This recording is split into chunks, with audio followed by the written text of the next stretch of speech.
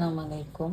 আমি আজকে ছোট ইলিশ মাছ ফ্রাই করব, তাই ইলিশ মাছটা দেখাচ্ছি। আপনাদের পরবর্তীতে পরিষ্কার করে একের পর এক দেখাবো।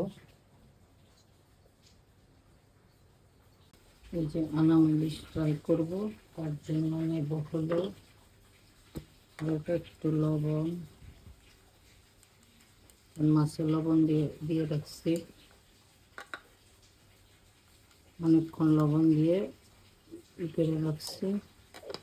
তারপরে নিচে হলো জিরা, আদা, রসুন। এখন হলো একটু হলুদের গুঁড়া,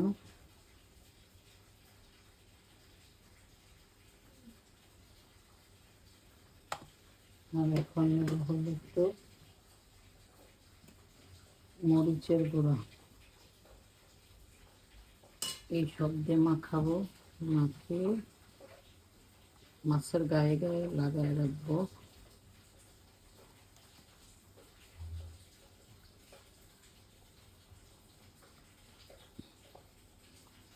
এইভাবে প্রতিটা এসে দাগে দাগে মানে কাটা কাটা স্থানে লাগাবেন। আর একটু সর্ষের তেল দেবেন।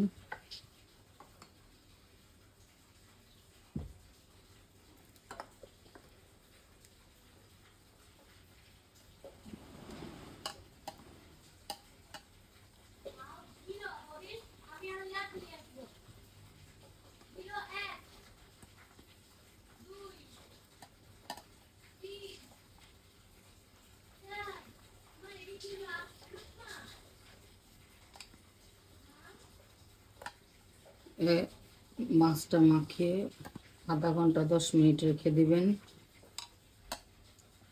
আধা ঘন্টা রাখলেই হইব।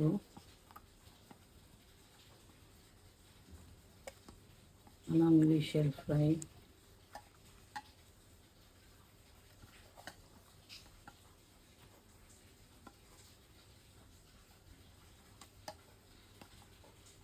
এভাবে রেখে দেবেন।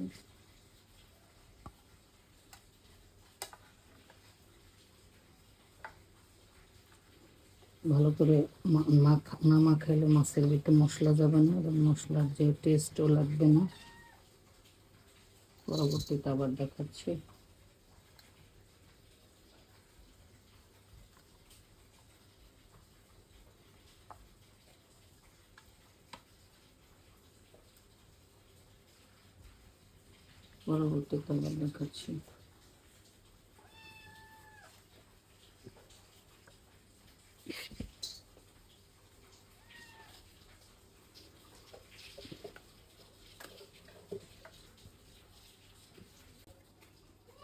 এখন মাছটা ম্যারিনেট করা হয়ে গেছে।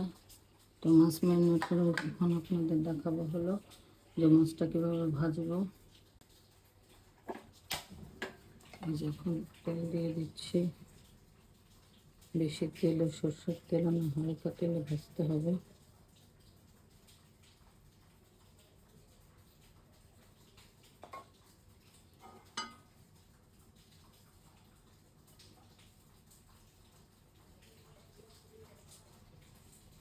এখন মাছটা দিয়ে দেব, তেলটা গরম করে নিই।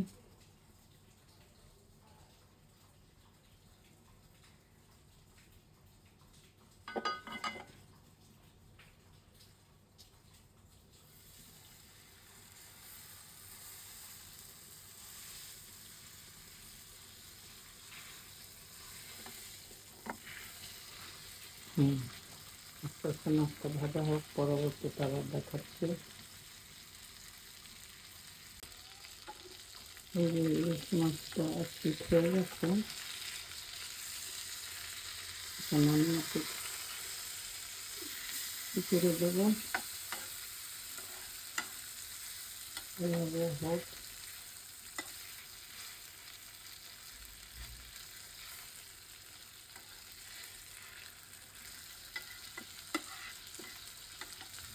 পরবর্তীতে আবার দেখাচ্ছি।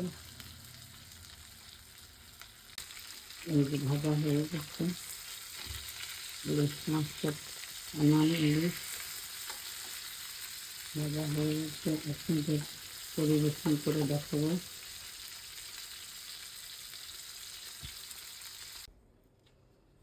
এই যে ইলিশ মাছের আনাম ফ্রাইটা হয়ে গেছে।